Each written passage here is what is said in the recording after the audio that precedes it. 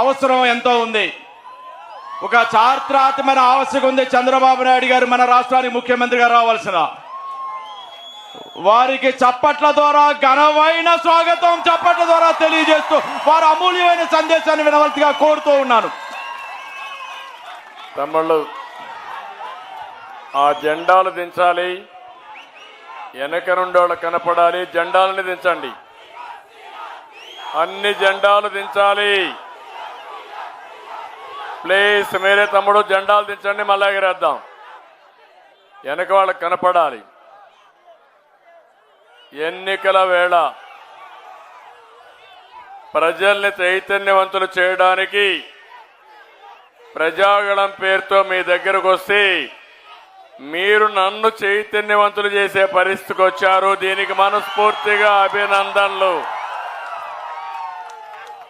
అది రాయలసీమ కావచ్చు, కోనసీమ కావచ్చు, ఎక్కడ చూసినా అదే స్పందన, మహాస్పందన. గెలుపు మనదే, ఆలోచనే లేదు. 100% మనమే గెలుస్తున్నాం. నేడు రావుల పార్లమెంటానే నాకు గుర్తొచ్చి గేట్ వే ఫర్ కోనసీమ, అందాల సీమ. అలాంటి ప్లేసుల్లో మీ దగ్గరికి వచ్చి మీతో మాట్లాడడం, కంబైన్డ్ ఈస్ట్ గోదావరి జిల్లాలో ప్రజాదళానికి ప్రారంభం చేయడం చాలా సంతోషంగా ఉంది, ఆనందంగా ఉందని చెప్పి కూడా నేను మీకు తెలియజేస్తున్నా. ఆకలి మీదున్న సింహం వేట కోసం ఎలా ఎదురు చూస్తుందో, నేడు ప్రభుత్వం మీద ఉన్న వ్యతిరేకతతో అన్ని వర్గాలు కూడా ఎప్పుడెప్పుడు ఎన్నికలు వస్తాయా, 2 బట్టలు నొక్కుదామా, చిత్తుగా వైఎస్ఆర్ కాంగ్రెస్ పార్టీని ఓడించి బంగాళాఖాతంలో కలపడానికి సిద్ధంగా ఉన్నారు. అవునా కాదా అని మిమ్మల్ని అడుగుతున్నా. దీనికి కారణం ప్రశాంతతకు మారి పేరు కోనసీమ.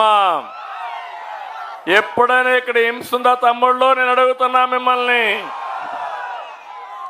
దాడులు, కబ్జాలు, అక్రమ కేసులు, వసూళ్లు, కుల రాజకీయాలు, మాఫియా రాజ్యాలు, గంజాయి, ఒకటిగా తమ్ముళ్ళు ఎన్ని చెప్పినా తక్కువే. మా తమ్ముడు చెప్తున్నాడు, జగ్గిరెడ్డి అవినీతి. ఇక్కడ జగ్గిరెడ్డి అవినీతి, అక్కడ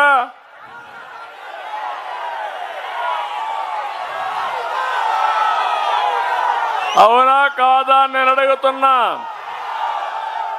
అవినీతి అవినీతి, దోపిడీనే దోపిడీ. మామూలు దోపిడీ కాదు, ఇది మహా దోపిడీ. అవునా కాదా? అందుకే వచ్చాము ఒక జట్టుగా. తెలుగుదేశం, జనసేన, బీజేపీ కలిసి మీ ముందరకు వచ్చాం. ఎప్పుడు కూడా జనసేన అధినేత పవన్ కళ్యాణ్ గారు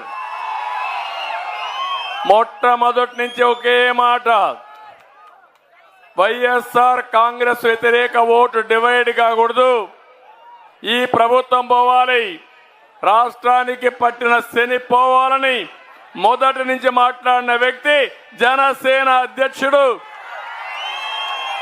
ప్రజాహితం కోసం పోరాడిన వ్యక్తి పవన్ కళ్యాణ్ గారు అని చెప్పి నేను మీకు తెలియజేస్తున్నా.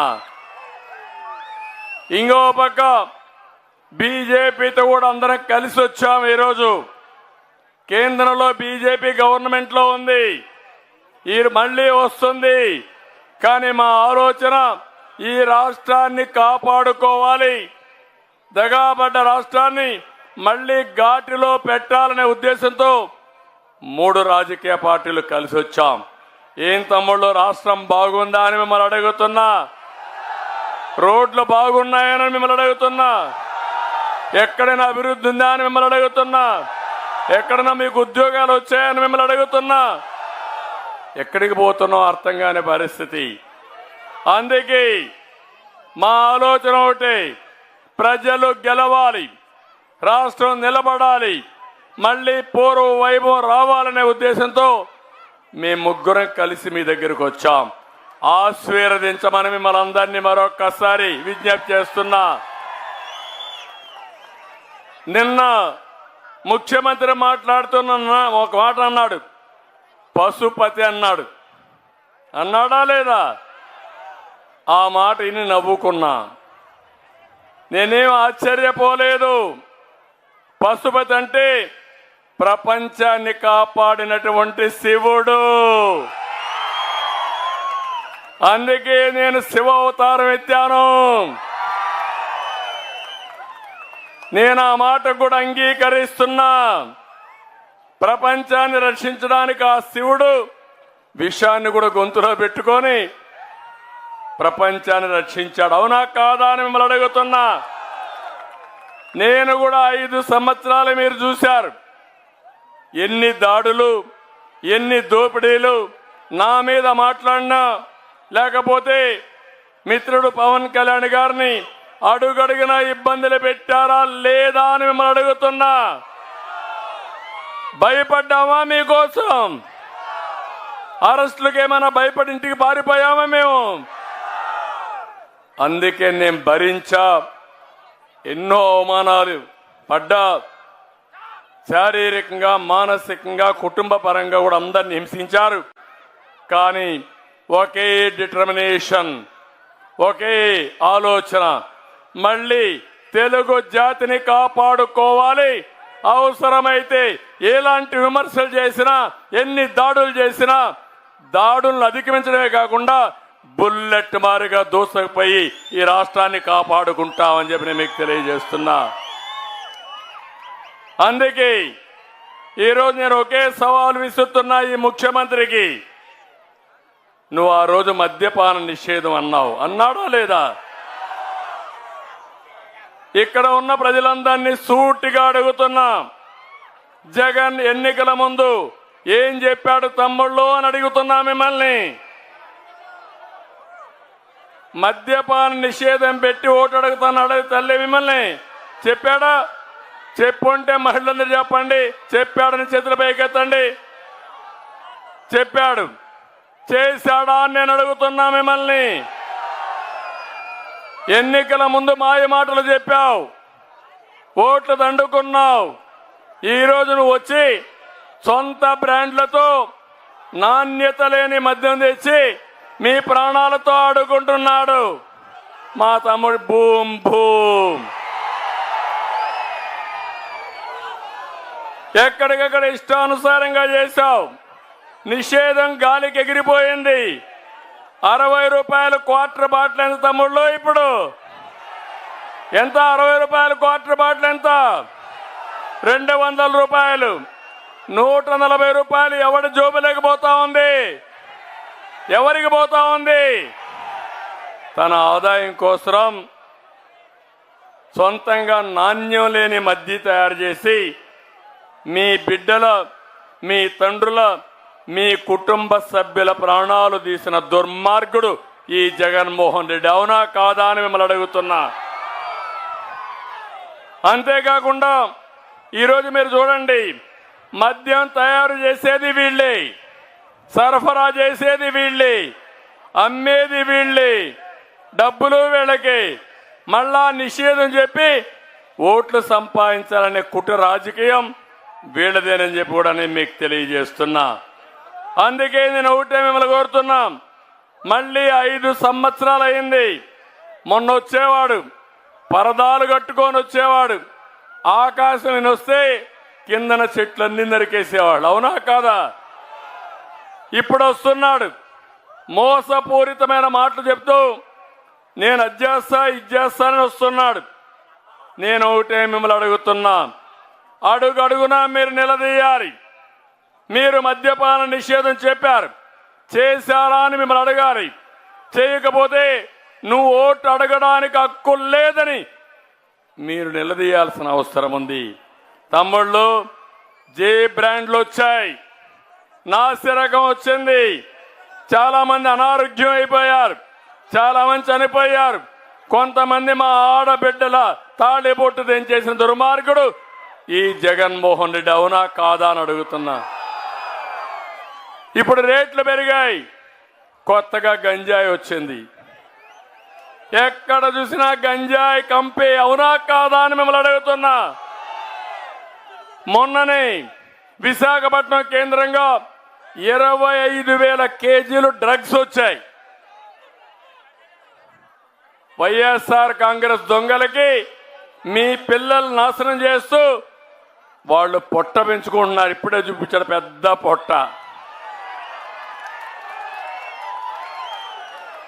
నేను అడుగుతున్నా, ఈ రావులపాలెంలో కిరాణా కొట్లో గంజాయి ఉందా లేదా అని మిమ్మల్ని అడుగుతున్నా. ఉందా లేదా? దాంట్లో ఎమ్మెల్యేలకు కోటా ఉందా లేదా అని మిమ్మల్ని అడుగుతున్నా.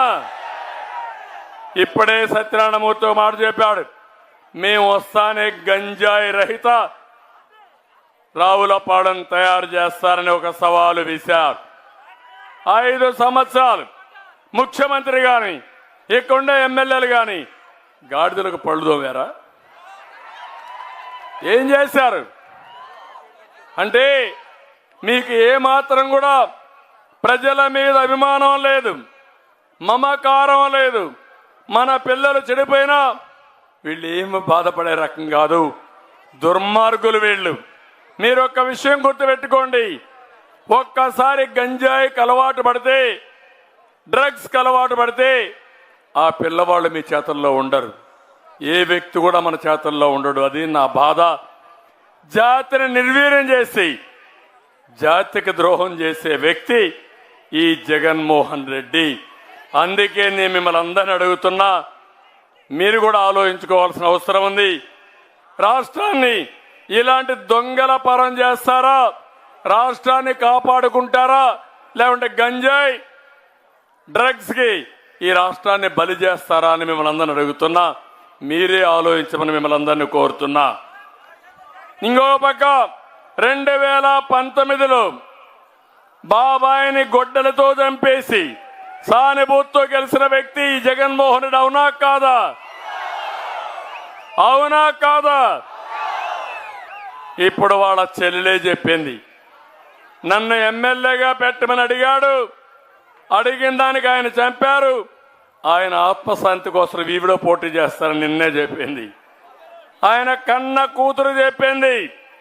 అంటే గొడ్డలతో బాబాయిని లేపేసే వ్యక్తులు ఈ రాష్ట్రాన్ని పరిపాలించడానికి అర్హత ఉందా అని మిమ్మల్ని అడుగుతున్నా. కోడికత్తి డ్రామా ఆడేవాళ్ళు అవసరమా అని మిమ్మల్ని అడుగుతున్నా. ఇప్పుడు నిన్నే చూశారు తమ్ముళ్ళు, కొత్త డ్రామా.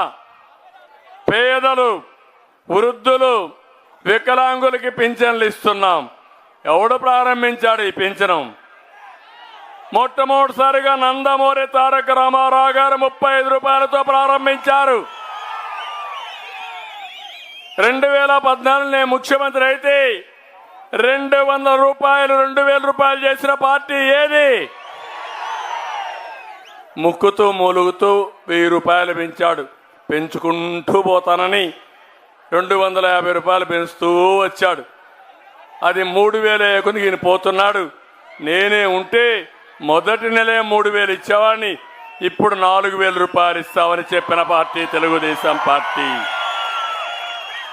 ఇక్కడ చూడండి, మీరందరూ కూడా ఆలోచించాలి. తాజాగా పెన్షన్ల గురించి ప్రభుత్వం, అధికార పార్టీ నీచమైన రాజకీయాలు చేస్తా ఉంది. ఓట్ల కోసం దిగజారిపోయింది. వాలంటీర్ వ్యవస్థకు నేను వ్యతిరేకం కాదు. అదే సమయంలో వాలంటీర్లు రాజకీయం చేయడానికి నేను వ్యతిరేకం. దాంట్లో ఆ రాజీ లేదు. ఇంకొక మాట కూడా చెప్పా, మీరుండండి, తటస్థంగా ఉండండి. రేపు మళ్ళా వచ్చేది ఎన్డీఏ గవర్నమెంట్, మేమే వస్తాం, మీకు కూడా న్యాయం చేస్తాం. 5000 రూపాయలు సంపాదించే వాలంటీర్లు బాగా చదువుకున్న వాళ్ళు ఉన్నారు. అలాంటి వాళ్లకు 50,000 రూపాయలు సంపాదించే మార్గం నేను చూపిస్తానని మీ అందరికీ హామీ ఇస్తున్నా. ఈ పనులు చేసి వాళ్ళని రెచ్చగొట్టి రాజీనామాలు చేపించి వైఎస్ఆర్ కాంగ్రెస్ పార్టీ వర్కర్స్గా తయారు చేసుకోవాలనుకుంటున్నారు.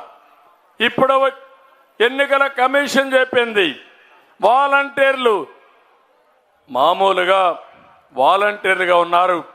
అలాంటి వాళ్ళు ఫుల్ టైం జాబ్ కాదు, గవర్నమెంట్ ఉద్యోగులే పెన్షన్లు డిస్ట్రిబ్యూట్ చేయాలని చాలా స్పష్టంగా చెప్పారు. ఈరోజు గ్రామ సచివాలయాలు ఉన్నాయి. 1,26,000 మంది స్టాఫ్ ఉన్నారు. ఒక్కొక్క గ్రామంలో 45 మంది ఉంటారు పెన్షన్దారులు. ఆవరేజ్ని ఇస్తే దినానికి 20 మందికి ఇస్తే 2 రోజుల్లో పెన్షన్లు ఇవ్వడానికి అవకాశం ఉంటుంది. ఇంటింటికి పోయి ఇచ్చే అవకాశం ఉంది. కానీ కోడికత్తి డ్రామా కమల్ హాసన్ చేసిన పని మీరు చూస్తే ఈయనకు సానుభూతి కావాలి. బాబాయిని చంపేసి సానుభూతి తెచ్చుకొని 2019లో ఓట్లు సంపాదించాడు. కోడి కత్తి డ్రామా ఆడి ఈయన ఏదో చంపాడని కోడి కత్తో చంపేస్తారంట.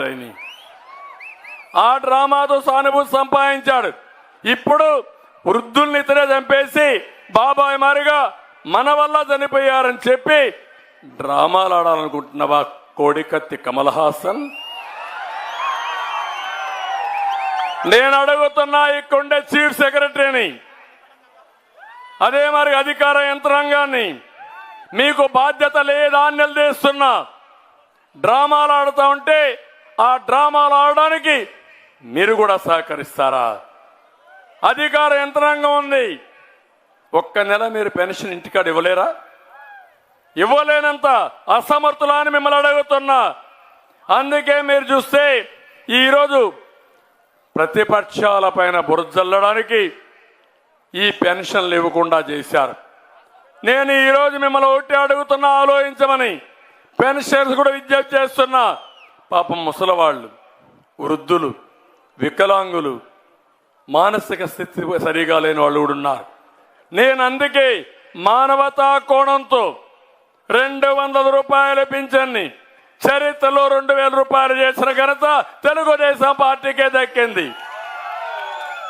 ఆ రోజు మీరు ఒక్కసారి ఆలోచిస్తే అన్నా క్యాంటీన్ పెట్టాం. అన్నా క్యాంటీన్ పెట్టి 5 రూపాయలకే భోజనం.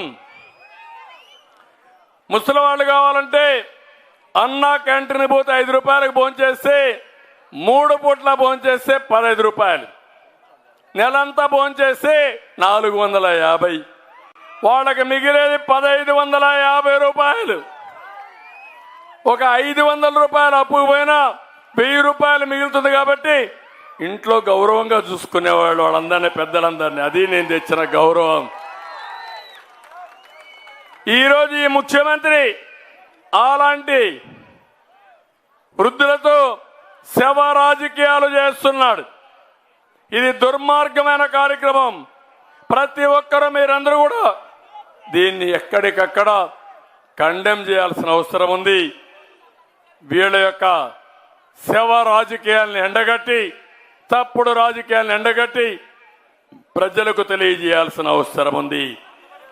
ఇతని జీవితాంతం ఫేక్ రాజకీయాలే, శవ రాజకీయాలు, ఫేక్ ప్రచారాలు, ఎక్కడికక్కడ ఇష్టానుసారంగా తప్పుడు పనులు చేసి రాజకీయ లబ్ధి పొంది తద్వారా రాష్ట్రాన్ని నాశనం చేసే రకం ఈ జగన్మోహన్ రెడ్డి. అందుకే నేను ఒకటే హామీ ఇస్తున్నా. మొదటి తారీఖున పెంచిన 4,000 రూపాయలు ఇంటి దగ్గరనే పూర్తిగా పెన్షన్లు ఇచ్చే బాధ్యత తెలుగుదేశం పార్టీ తీసుకుంటాం. నువ్వు అధికారంలో ఉన్నావు, ఒట్టొట్టే మాటలు వద్దు. నీ ట్రెజరీ ఎంటీ అయిపోయింది, ఖాళీ అయిపోయింది. ఈరోజు 3వ తారీఖు జీతాలు ఇచ్చావా అని నేను నిలదీస్తున్నా. పెన్షన్లు ఇచ్చావా అని అడుగుతున్నా. ముసలి వాళ్ళకి పెన్షన్లు ఇచ్చావా అని అడుగుతున్నా. ఇవ్వడానికి నీ దగ్గర డబ్బులు ఉన్నాయని అడుగుతున్నా. అంటే నాటకాలు ఆడతావా? ఈ నాటకాలు ఆడితే వదిలిపెట్టం. కబద్దార్, జాగ్రత్తగా ఉండమని హెచ్చరిస్తున్నా. మళ్ళీ అపీల్ చేస్తున్నా, మీరందరూ కూడా సమాజంలో ఉండే మీరు వృద్ధుల పట్ల, వితంతువుల పట్ల, అదే మరి ఎవరైతే ఉన్నారో ఫిజికల్ హ్యాండిక్యాప్డ్ పట్ల సానుకూలంగా ఉండండి. మానవతా దృక్పథంతో ఉండండి. వాళ్ళకు అండగా నిలబడండి. ఈ పెన్షన్లు వచ్చే వరకు వాళ్లకు తోడుగా ఉండాల్సిందిగా మరొక్కసారి ప్రజలందరికీ విజ్ఞప్తి చేస్తున్నా. తమ్ముళ్ళు, మా తమ్ముడు చెప్పినట్టు జైలుకి పోతాడా హాస్పిటల్ పోతాడో నాకు ఇంకా తెలియదు. ఎందుకంటే ఎక్కడ పోయినా అంటున్నారు సైకో పోవాలి, సైకో పోవాలని. అది కూడా మీరు ఒకసారి ఆలోచించుకోవాలి. ఎవరైనా ఇక్కడుండే వాళ్ళు ప్రశాంతంగా 5 ఏళ్ళు నిద్రపోయారా? ఇంట్లో ఎప్పుడైనా నిద్రపోయారా మీరు? కారణం ఏంటి? ఏది లేకపోయినా ఒక సోషల్ మీడియాలో ఒక పోస్టింగ్ పెడితే మా పోలీస్ అన్న వస్తాడు మీ దగ్గరికి. వస్తాడు, గోడ దూకుతాడు. ఓసారి మామూలు కూడా రాడు. వచ్చిన తర్వాత మిమ్మల్ని అందరినీ చూస్తే ఒక్కొక్కసారి సిబిఐడి వచ్చి కేసులు పెట్టి జైల్లో పెడతారు. వదిలించుకోవడానికి 1 వారం రోజులు 10 రోజులు పడుతుంది. ఎవ్వడికి ప్రశాంతత లేదు. నేను ఎప్పుడు నచ్చిన జిల్లా, మెచ్చిన ప్రాంతం ఈ ఈస్ట్ గోదావరి, వెస్ట్ గోదావరి జిల్లాలు. ప్రశాంతతకు మారు పేరు. ఎప్పుడు కూడా మీరు పౌరుషంగా మాట్లాడరు. పూతరేకులు ఎంత తీగా ఉంటాయో మీ మాటలు కూడా అంత తీగా ఉంటాయి. అది మీ మనసులో ఉండే మాట. ఎవరైనా వచ్చి మంచినీళ్ళు అడిగితే కొబ్బరి నీళ్ళు ఇచ్చే మనస్తత్వం ఏది? అలాంటి కోనసీమలో చిచ్చుపెట్టడం ఏంటి? ఇక్కడ ఈ రాజకీయాలు ఏంటి? ఇక్కడ ఈ దోపిడీ ఏంటని అడుగుతున్నా. అన్ని రంగాలలో సంక్షోభం. వ్యవసాయం పూర్తిగా నష్టపోయిందా లేదా అని మిమ్మల్ని అడుగుతున్నా. వ్యవసాయం, ఇరిగేషన్ రంగాలకి జగన్ చాలా ద్రోహం చేశాడు. రైతు అనేవాడు ఎవరైనా జగన్మోహన్ రెడ్డికి ఓటేస్తాడా తమ్ముళ్ళు అని మిమ్మల్ని అడుగుతున్నా. రైతు కూలీ ఓటేస్తాడా అని మిమ్మల్ని అడుగుతున్నా. నేను అడుగుతున్నా, ఎక్కడన్నా సబ్సిడీలు ఉన్నాయా? నీళ్లు సకాలానికి వస్తున్నాయా? గిట్టుబాటు ధర వస్తా ఉందా? 7,500 రూపాయలు డబ్బులు ఇచ్చేసి అది కూడా 12,500 ఇస్తానన్న దొంగ 7,500 ఇచ్చి 6,000 రూపాయలు గవర్నమెంట్ ఆఫ్ ఇండియా ఇస్తే అది కూడా నేనే ఇచ్చానని తప్పుడు సమాచారం చెప్పి వక్ర బుద్ధి కలిగిన వ్యక్తి ఈ జగన్మోహన్ రెడ్డి. ఎవరికో బిట్టిన బిడ్డ నా బిడ్డ అని చెప్పే తప్పుడు వ్యక్తి ఈ జగన్మోహన్ రెడ్డి. అవునా కాదా? మనం కట్టిన ఇళ్లకు రిబ్బన్ కట్ చేసి పెయింట్లు వేసుకొని ఇష్టానుసారం ముందుకు పోయిన వ్యక్తి ఈ వ్యక్తి. నేను అడుగుతున్నా, ఈరోజు ఈ రాష్ట్రంలో పెద్ద ఎత్తున రైతులు సంక్షోభంలో ఉన్నారు. దేశంలోనే ఎక్కువ అప్పుండే రాష్ట్ర రైతాంగం ఆంధ్రప్రదేశ్లో ఉన్నారు. ఒక రోజున 3 చొప్పున ఆత్మహత్యలు చేసుకునే పరిస్థితి వచ్చారు. సాగును పూర్తిగా నాశనం చేశాడు. ఎలాంటి జిల్లా అంటే ఈ జిల్లా కాటన్ దొర ఎక్కడి నుంచో వచ్చాడు. వచ్చి ధవళేశ్వరం బ్యారేజ్ కట్టాడు. మీ గుండెల్లో పెట్టుకున్నారు ఆయన్ని. కారణం, ధవళేశ్వరం బ్యారేజ్ కట్టి కరువులో ఉన్నటువంటి ఈస్ట్ గోదావరి, వెస్ట్ గోదావరి జిల్లాని డెల్టాగా తయారు చేసి అన్నపూర్ణగా మార్చి దేశానికి అన్నం పెట్టిన జిల్లాలు ఈ జిల్లాలు. అవునా కాదా? అదే కృతజ్ఞత.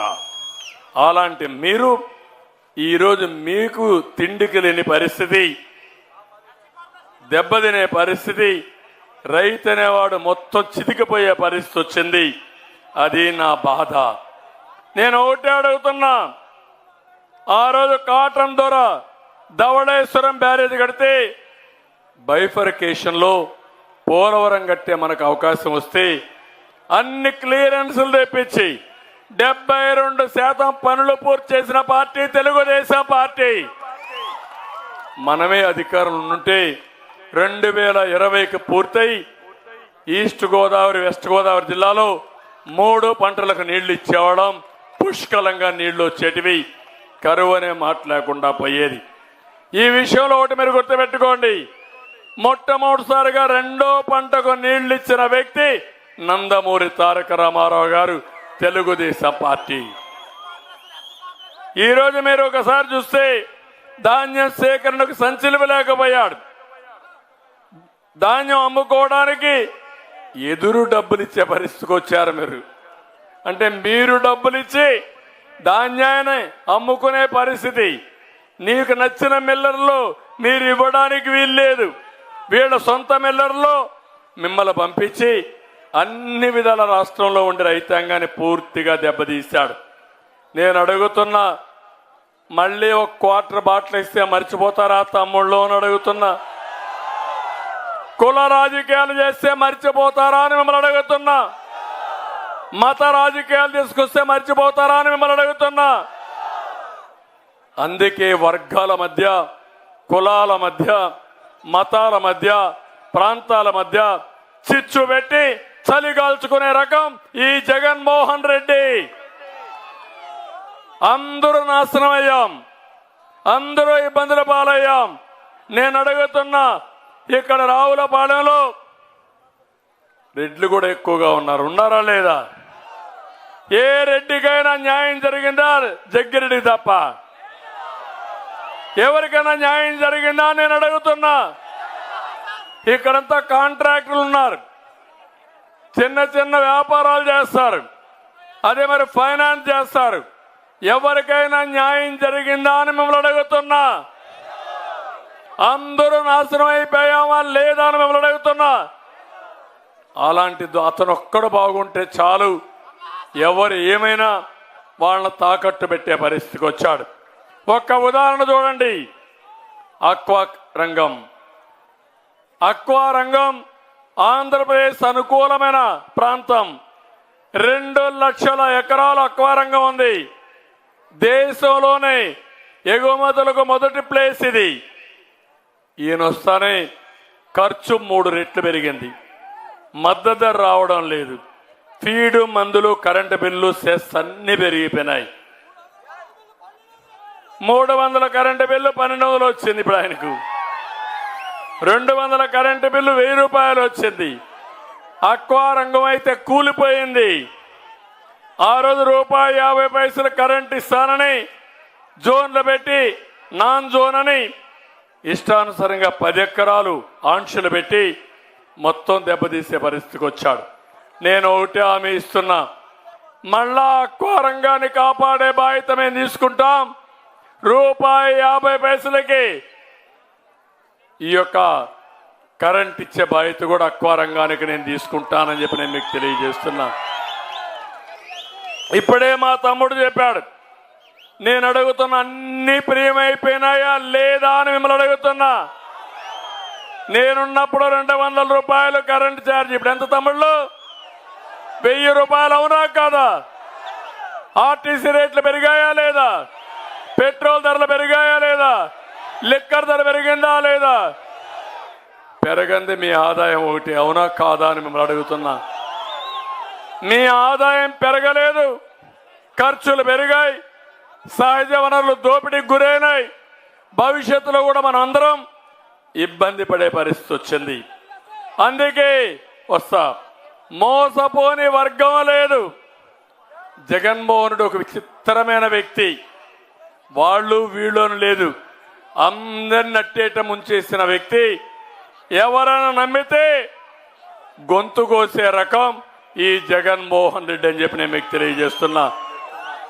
నా బీసీలు అంటాడు, మాటలు చెప్తాడు, 30 పథకాల్ని నిలిపేసిన వ్యక్తి ఈ జగన్మోహన్ రెడ్డి. నేను అడుగుతున్నా మిమ్మల్ని, ఆదరణ పథకం వచ్చిందా మీకు అని అడుగుతున్నా. ఇంకో పక్క ఎవరికైనా సబ్ ప్లాన్ వచ్చిందా అని మిమ్మల్ని అడుగుతున్నా. ₹1 ఇచ్చారా అని మిమ్మల్ని అడుగుతున్నా. ఇంకొక పక్క దళితులు ఇప్పుడే చెప్పారు. దళితులైతే ఈ ఎమ్మెల్యే ఏదైతే అందరూ భోంచేసే ప్లేట్ పైన అంబేద్కర్ ఫోటో వేసి అంబేద్కర్ అవమానం చేశారు. అవునా కాదా? అంబేద్కర్ కోనసీమ జిల్లాలో అంబేద్కర్ కి అవమానం జరిగింది. అవునా కాదా? 30 మంది దళిత యువకులు అపోజ్ చేసి వాళ్ళ మీద కేసులు పెట్టి జైల్లో పెట్టారా లేదా అని మిమ్మల్ని అడుగుతున్నా. ఏమనాలి దీన్ని? ఇంకో పక్క ఒక ఎమ్మెల్సీ డ్రైవర్ని అనంతబాబు డ్రైవర్ సుబ్రహ్మణ్యాన్ని చంపేసి డోర్ డెలివరీ ఇచ్చాడంటే ఎక్కడికి పోతున్నారని అడుగుతున్నా. నేను ఎస్సీలందరిని అడుగుతున్నా, ఈ ఎస్సీలకు ఏమైనా ఈ జిల్లాలో ప్రత్యేకంగా ₹1 మీకు ఇచ్చాడా అని మిమ్మల్ని అడుగుతున్నా. ఇచ్చే ఆలోచన ఉందా అని మిమ్మల్ని అడుగుతున్నా. అంబేద్కర్ గారు రాసిన రాజ్యాంగం ఈ రాష్ట్రంలో అమలవుతా ఉందా తమ్ముళ్ళు అని మిమ్మల్ని అడుగుతున్నా. సబ్ ప్లాన్ ఉంది, సబ్ ప్లాన్ ఈ రాష్ట్రంలో లేదు. ప్రత్యేకమైన కార్యక్రమాలు ఉన్నాయి. ఎస్సీలకి ఈ రాష్ట్రంలో ఆ కార్యక్రమాలు కూడా లేవు. అందుకే మీ అందరికి హామీ ఇస్తున్నా, మళ్ళీ ఎస్సీల కోసం సబ్ ప్లాన్ అమలు చేస్తాం. మిమ్మల్ని ప్రత్యేకంగా పైకి తీసుకొచ్చే బాధ్యత మాది. ఇక్కడే ఇంకొక విషయం కూడా చెప్తున్నా. ఇక్కడ 3 ఎమ్మెల్యేలు 1 ఎంపీ ఉంటే అందరికి కూడా మనం మాల సామాజిక వర్గానికి ఎక్కడ ఇచ్చాం. నన్ను లాస్ట్ టైం కూడా అడిగారు.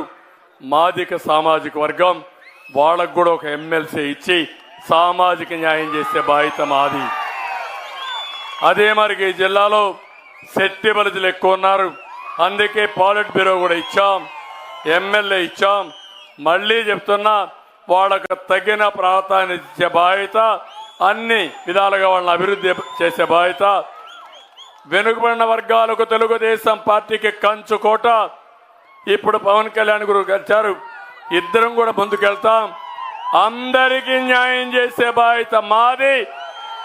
అదే మరి వెనుకబడిన వర్గాలకి సమాజంలో ప్రత్యేకమైన గుర్తింపు తీసుకొచ్చి మిగిలిన వర్గాల్లో కూడా పేదవాళ్ళు ఎక్కడుంటే వాళ్ళందరికీ న్యాయం చేపిస్తానని చెప్పి కూడా నేను మీకు తెలియజేస్తున్నా. ఇంకో పక్కన ఈరోజు ఒక విషయం మీరు గుర్తుపెట్టుకోవాలి.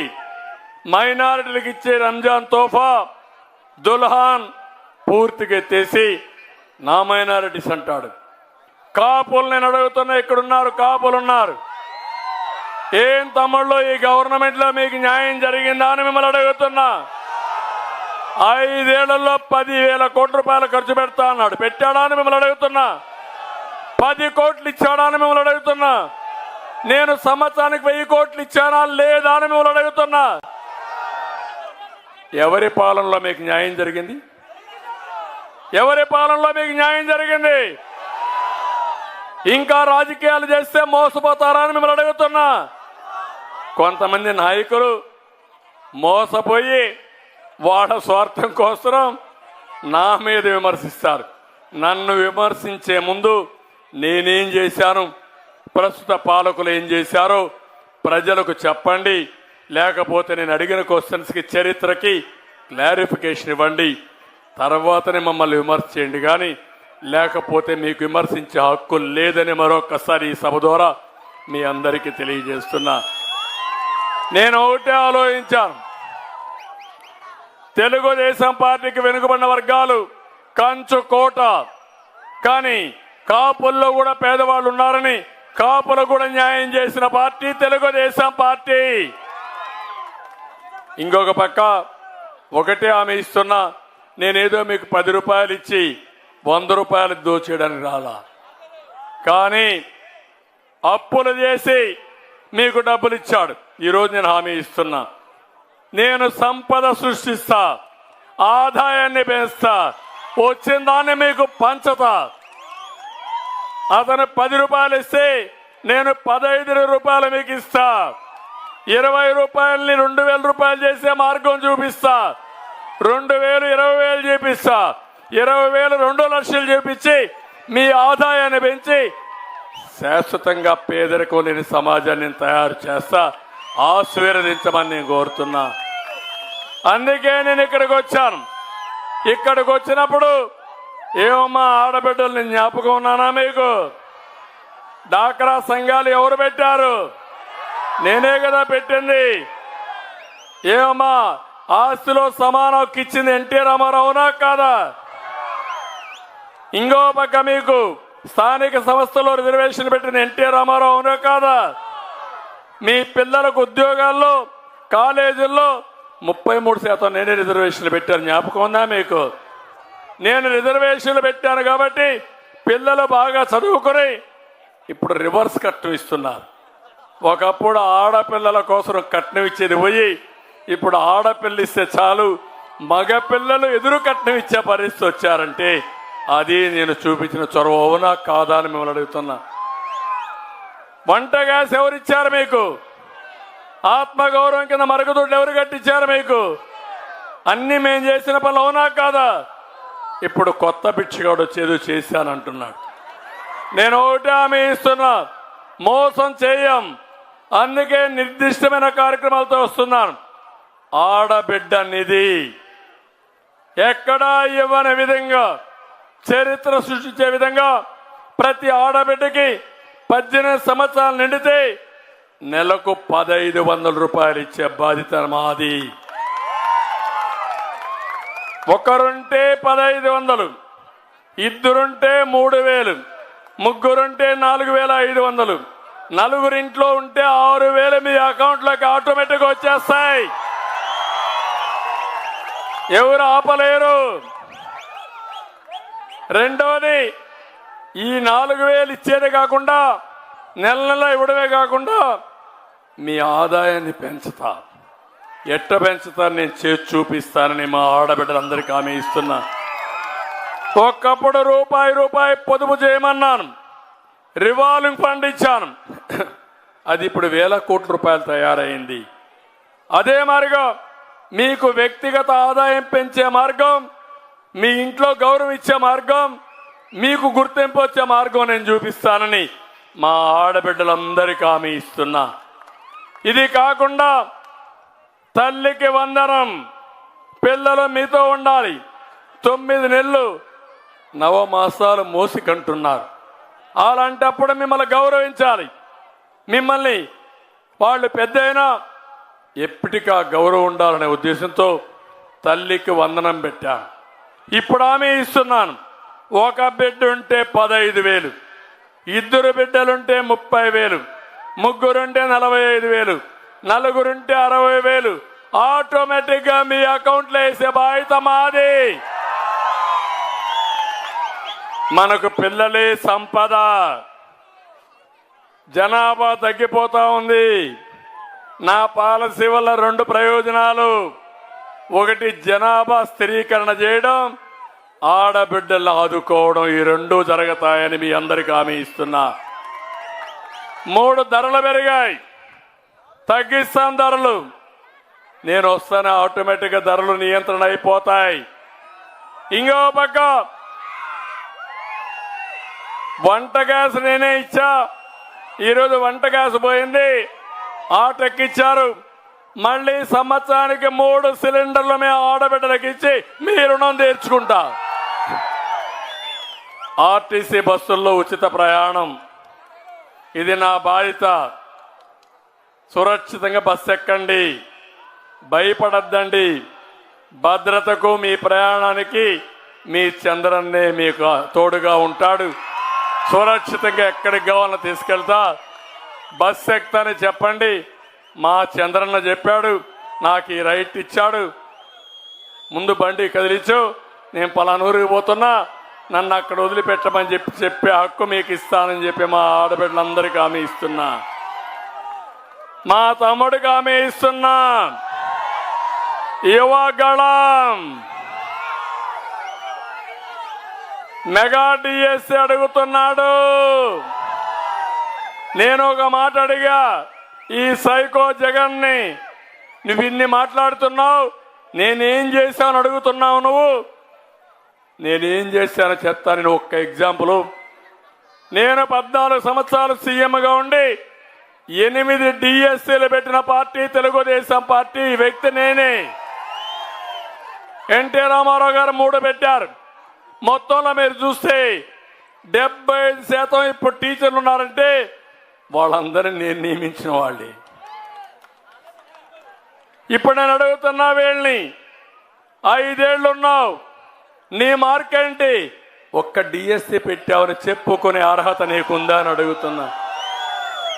ఒక్క డిఎస్సి పెట్టలేరు నువ్వు, ఒక్కరికి ఉద్యోగం దద్దమ్మ మీరు, నన్ను విమర్శిస్తారా మీరు? నేను పశుపతి. అవును, నేను పశుపతే ఈ రాష్ట్రానికి, ఈ తెలుగు జాతికి. అందుకే నేను ఒకటి హామీ ఇస్తున్నా మీ అందరికీ, 20 లక్షల ఉద్యోగాలు ఇప్పించే బాధ్యత నాది. తమ్ముళ్ళు, జాబు రావాలంటే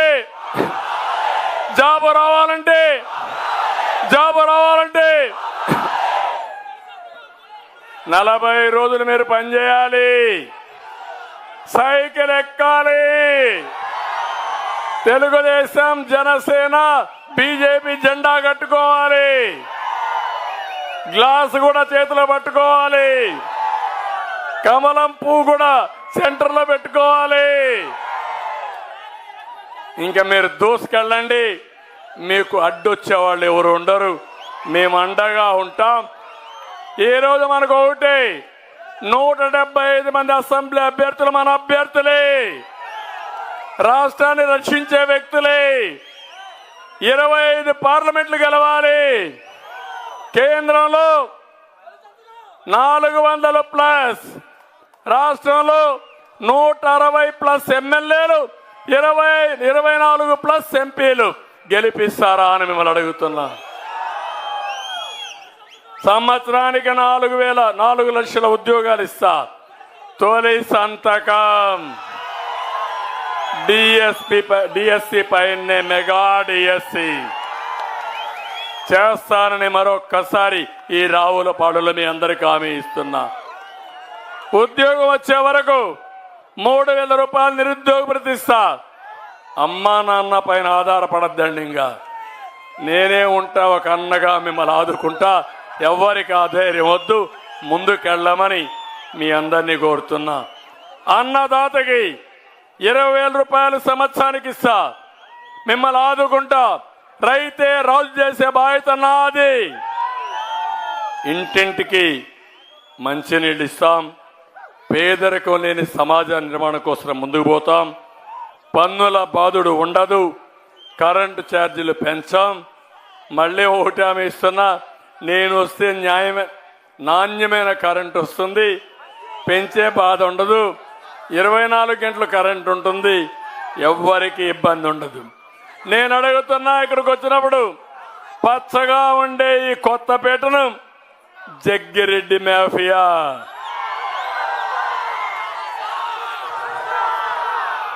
ముఠాలకు అడ్డాగా మారింది, అవునా కాదా? మేనమామని షాడో ఎమ్మెల్యేగా పెట్టుకుని బదిలీలు, కాంట్రాక్టర్లు, ఎక్కడికక్కడ అవినీతి. కొత్తపేటలో ఒక్క అభివృద్ధి ఉందా తమ్ముళ్ళు? ప్రతి పేటలో జగ్గిరెడ్డి అవినీతి ఉంది, అవునా కాదా? జగ్గిరెడ్డి మార్క్ అవినీతి మార్క్, అవునా కాదా అని మిమ్మల్ని అడుగుతున్నా. లంక భూముల్లో మట్టి తవ్వకాలు, భూ వివాదాలు, సెటిల్మెంట్లో దిట్ట. ఇంకో పక్క లేఅవుట్ వేయాలంటే ఎమ్మెల్యేకి ఏం చేయాలి? కప్పం కట్టాలి, అవునా కాదా? 250 ఎకరాల్లో వరి చేసినప్పుడు తప్పుడు ఆధారాలు ఇచ్చి బీమా కూడా కొట్టేసిన వ్యక్తి ఈ జగ్గిరెడ్డి, అవునా కాదా? మీరే ఆలోచించుకోండి. నేను అడుగుతున్నా, ఎమ్మెల్యే ఏమైనా జగ్గిరెడ్డి అభివృద్ధి చేశాడా? తెచ్చాడు. ఒక్క పని అయింది రావులపాలెంలో, బార్ తెచ్చాడా లేదా? లంచం కోసం బార్ తెచ్చిన వ్యక్తి చిల్లర కోసం బాధించిన వ్యక్తి. నేను అడుగుతున్నా ఇంకొక పక్క, పేదవాళ్లకు ఇళ్ల స్థలాలు ఇస్తారని 20 లక్షలు కొని 45-60 లక్షలకు ఎకరాకు అమ్ముకున్న దుర్మార్గుడు ఈ జగ్గిరెడ్డి. పంట కాలవల్లో తూడుకాడ గుర్రపడక తొలగించడానికి చేతగాలేదు ఈ ప్రభుత్వానికి. కాంట్రాక్టర్లు ఉన్నారు, 10 మంది కూడా ఉపాధినిచ్చే పరిస్థితులు లేరు. కన్స్ట్రక్షన్ వర్కర్స్ ఉన్నారు, పూర్తిగా దెబ్బతినే పరిస్థితికి వచ్చారు. కడాన మీరు చూస్తే 95,000 కోట్ల రూపాయలు చిన్న చిన్న కాంట్రాక్ట్ డబ్బులు ఇవ్వకుండా బకాయిలు పెట్టే పరిస్థితికి వచ్చారు. చాలా దుర్మార్గం. కొంతమంది కాంట్రాక్టులు ఆత్మహత్యలు చేసుకున్నారు. చాలా బాధేస్తుంది. 43 మంది చనిపోయే పరిస్థితికి వచ్చారు. నేను ఇప్పుడే సత్యానందరావు గారు ఒకటి చెప్పారు, ఈ నియోజకవర్గంలో అభివృద్ధి చేసే బాధ్యత మాది. వారు చెప్పిన పనులన్నీ నేను చేసి పూర్తి చేస్తాను. ఇంకో పక్క ఇక్కడ కొబ్బరి ఎక్కువ ఉంది. నాఫిడ్ ద్వారా మనం కొనేవాళ్ళం, ఇప్పుడు అది కూడా కొనడం మానేశారు. అందుకే మళ్ళీ ఆమె ఇస్తున్నా నా ప్రయత్నం కొబ్బరి నుంచి నూనె కానీ, కొబ్బరి పాలు కానీ, కొబ్బరి పౌడర్ వంటి ఉత్పత్తులు తయారు చేయాలి. వాల్యూ అడిషన్ రావాలి, అగ్రో ప్రాసెసింగ్ రావాలి, ఇండస్ట్రీస్ రావాలి. అప్పుడే న్యాయం జరుగుతుంది. తప్పకుండా అవన్నీ చేస్తామని చెప్పి మీ అందరికీ హామీ ఇస్తున్నా. పనులు చేసే బాధ్యత మాది, ఓట్లేసే బాధ్యత ఇక్కడ 2 అభ్యర్థులు ఉన్నారు. ఒకటి బండారు సత్యానందమూర్తి గారు, సీనియర్ పాలిటీషియన్, అనుభవం ఉండే వ్యక్తి, ప్రజల పట్ల అభిమానం ఉండే వ్యక్తి. రెండో వ్యక్తి హరీష్, జిఎంసి బాలయోగి కుమారుడు, కోనసీమ ఎప్పుడూ మరిచిపోలేని ముద్దు బిడ్డ బాలయోగి. ఒక దళిత జాతికి వన్నె తెచ్చిన వ్యక్తి బాలయోగి. ఇప్పటికి కూడా నేను మర్చిపోలేకపోతున్నా బాలయోగిని. నాకు ఎంత నమ్మకం అంటే తెల్లవారితో నన్ను కలిసి ఢిల్లీకి వెళ్ళాడు. ఆ రోజు ప్రధానమంత్రి గారు మధ్యలో ఫోన్ చేశారు, మీరు స్పీకర్గా ఒప్పుకోండి, మీరు ఏ పదవి వద్దంటున్నారు అని అంటే దిగంగానే బాలయోగి గారికి మెసేజ్ ఇచ్చి స్పీకర్గా నామినేషన్ ఇప్పించిన వ్యక్తిని నేనే. అందరూ అన్నారు బాలయోగికి హిందీ రాదన్నారు. హిందీ అక్కర్లా, మా బాలయోగి ఒక సమర్థమైన వ్యక్తి, ఏ పనైనా చేయగలుగుతారని చెప్పి నేను ఆ రోజు చెప్తే మాట నిలబెట్టిన మాణిక్యం మన బాలయోగి గారని చెప్పి కూడా నేను మీకు తెలియజేస్తున్నా. అందుకే అందరినీ కోరుతున్నా, 2 అభ్యర్థులు గెలిపించండి. కోనసీమలో 7 మందికి 7 మందిని గెలిపించే బాధ్యత మీది. ఎంపీ 7 మంది ఎమ్మెల్యేలు, తర్వాత ఈ ప్రాంతాన్ని ఏ విధంగా అభివృద్ధి చేయాలనో చేసే బాధ్యత మాది. అన్ని వర్గాలకు న్యాయం చేస్తాం, కాపులకు కూడా న్యాయం చేస్తాం. ఎవరిని కూడా నేను ఒకటి చెప్తున్నా, మళ్ళా మీరు ఒక్క ఓటుగా అటు ఇటు వేస్తే చాలా సమస్యలు వస్తాయి. ఏకపక్షంగా ఎన్నికలు జరగాలి. ఒకే పక్షం, అదే ఎన్డీఏ. సైకో పోవాలి, ఇక్కడైతే సైకిల్ రావాలి, ఇంకో దగ్గర కాంబినేషన్ లో ఉంటుంది, ఒక దగ్గర కమలం పువ్వు ఉంటుంది, ఇంకో దగ్గర గ్లాస్ ఉంటుంది. ఇక్కడ 2 సింబల్స్ కూడా సైకిలే. ఇక్కడుండి ఒకటే చెప్తున్నాం, ఈ రాష్ట్రాన్ని కాపాడడానికి వీర సైనికులుగా మీరు పనిచేయాలి. తెలుగుదేశం, జనసేన, జన సైనికులు, బీజేపీ నాయకులు, కార్యకర్తలు అందరూ మీరు పనిచేయండి. 2 ప్రభుత్వాలు ఉంటాయి. కేంద్రంలో ప్రభుత్వం ఉంటుంది, రాష్ట్రంలో ప్రభుత్వం ఉంటుంది. రాష్ట్రాన్ని అభివృద్ధి చేసుకుందాం, కార్యకర్తలు కూడా న్యాయం చేసే బాధ్యత మేము తీసుకుంటామని మరొక్కసారి అందరికి విజ్ఞప్తి చేస్తూ చేయమని మిమ్మల్ని అందరినీ కోరుకుంటూ అందరికీ నమస్కారాలు. జై హింద్, జై తెలుగుదేశం, జై ఎన్డీఏ. సార్